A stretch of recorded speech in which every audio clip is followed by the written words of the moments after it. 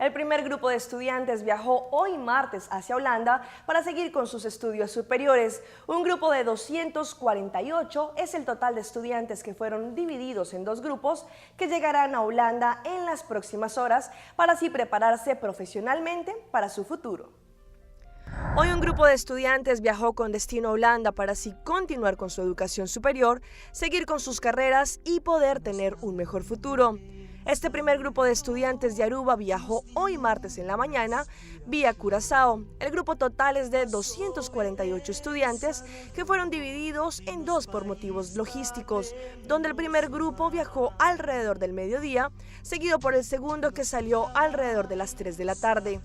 En el aeropuerto se podían ver centenares de estudiantes con sus familias en el proceso de despedida.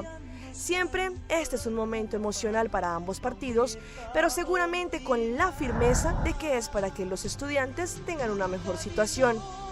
Los estudiantes, junto a sus maletas en las que llevan miles de sueños, salieron con rumbo a Holanda para convertirse en nuevos profesionales del futuro.